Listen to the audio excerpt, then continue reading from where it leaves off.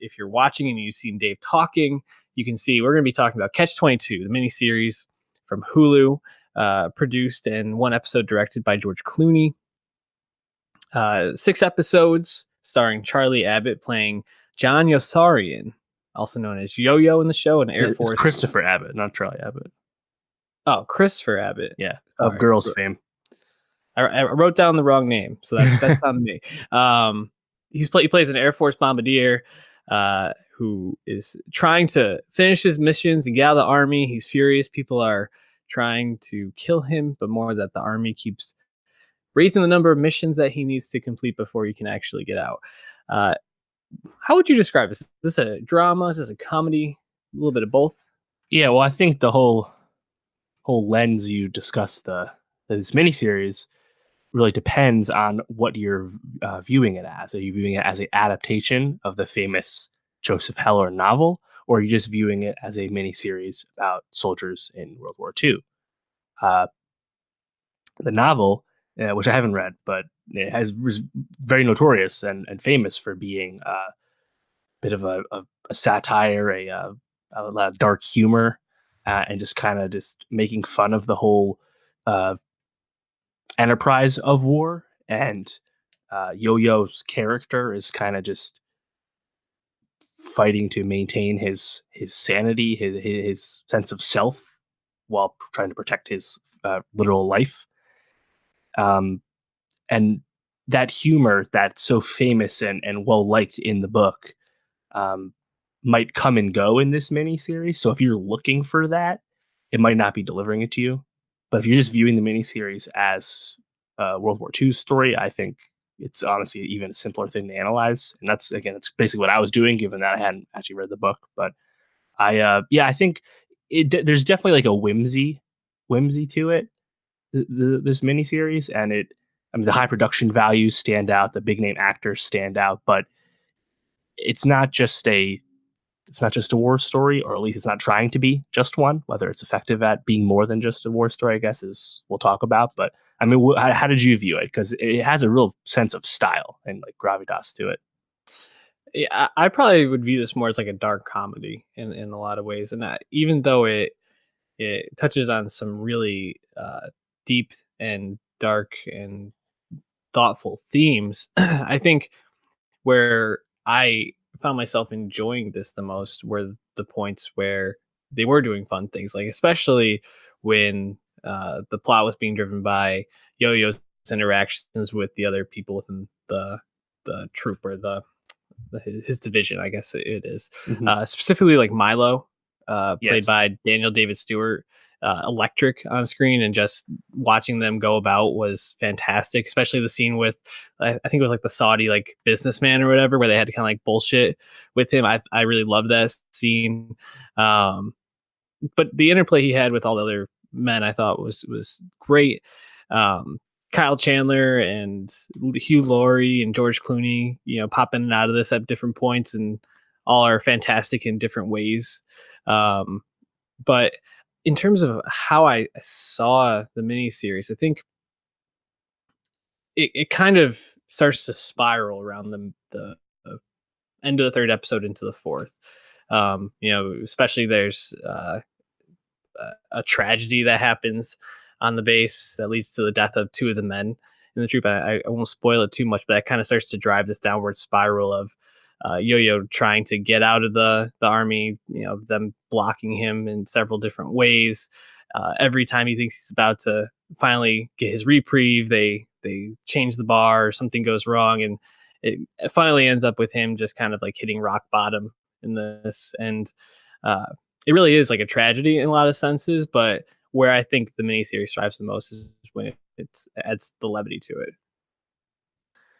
Yeah, and I mean, Milo's character, just being a blatant war profiteer, is really well regarded character from the book, but I think he's very effective in the miniseries as well, just because he always has a smile on his face. He's always pleasing everyone he meets.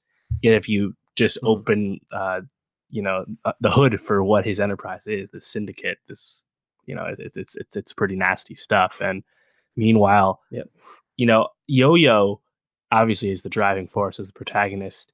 His reluctance to continue to have a good attitude about fighting the way some of his squad mates do. I think that's supposed to be communicated as like his interest in self-preservation is based on the lack of importance he feels in these missions, and he just feels like he's being sent off to eventually die for no reason. Yeah, I don't know if that's communicated well enough, and that it's not coming off just as him being like a coward. You know, like I was having a. It just sounded. Sometimes it just felt like he was just kind of like bitching out, and it didn't present Yo-Yo as like this thinker of like the human condition and like the ethics of upping these mission counts. It never felt like I totally examined that. At least Yo-Yo never communicated that. So I kind of like struggled sometimes with him just bitching about his situation that he really had no control over, as he found out. Yeah, I agree. I don't know if that was always effectively communicated. I do think it gets a little bit better as the series goes on in ways, especially the last episode when um, he, their ship gets hit and one of the new men in their division and on the plane is killed, and there's this sense of like, okay, like I'm gonna help you get through this, like I'm gonna save you, and then he finds out that the injury to the person is much worse, and he actually like is like faced with like this thing that he feels responsible for in a lot of ways, and um then he refuses to wear his uniform ever again because of what happened and how he's feeling about it. And I feel like at that point it starts to be communicated a little bit more effectively. But yeah, I don't know if Christopher Abbott ever really makes Yo-Yo into this person who is like this very like this, or I don't know if his thoughtfulness is communicated. I think they try to do that with the flashback scenes with Marion in different ways, Mm. but I don't know if that's always done, like you said, effectively. Yeah. Um, Well, and like the whole like dark comic tone that it's the story's supposed to have, Yo-Yo never seems to get any of the jokes he's around. hmm, Like the titular Catch-22 premise, with the insanity and whatnot. right. Apparently, that's like this hilarious back and forth in the book, and it was kind of just like rushed and it's said and kind of forgotten Hmm. on the show.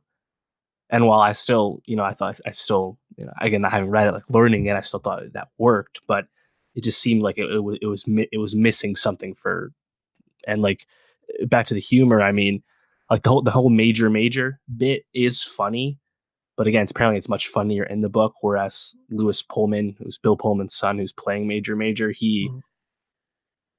I don't know. So it just kind of felt like sometimes he was in a different show because he was like one of the only ones that was just kind of being a doof. Right. Whereas the only other stuff that was really hammy was like Kyle Chandler's Colonel character, who's very over the top, obviously, but in a different way. I just didn't know if like the blatant moments for humor and for like making everything seem like a farce. I just don't know if that really uh, it didn't come up that much apart from Milo, who again we thought worked well. Definitely, I think I agree with you on it not working as well as they were hoping it would. I still think the series was very enjoyable, and you mentioned the style of it. It's like almost shot through this like sepia tone lens in a lot of ways to really Mm. gives you that like old timey feel. And I think the costumes in this and like the way that they shoot like the setting and everything is really well done. Really kind of gives you a sense of place and time, which is a huge testament to the show. But yeah, I think the acting definitely left a little bit to be desired for sure, and the writing obviously as well. Yeah, I mean, they did shoot this in Italy. It was quite expensive as it looks, and I think they used just two B-25 bombers, and they had to like redo shots and rework shots all the time. But they only actually had two planes the whole time, which is pretty fascinating having them figure all that out. Um, but yeah, I mean, like I feel like the bookheads will definitely like this a lot more than the 1970 film with Alan Arkin and John Voight and Orson Welles, because I know that was not very well received. And I think adapting this into a movie, you just need you need more time with all these supporting characters to really dive in and really understand all the over the topness and ridiculousness of all the characters in the whole situation. I feel like a movie just isn't enough time, you Hmm. know. No, I So, agree for so sure. I still a big fan. I mean, again, there's I think if you separate it from its source material and just review it for what it is, it's very very enjoyable.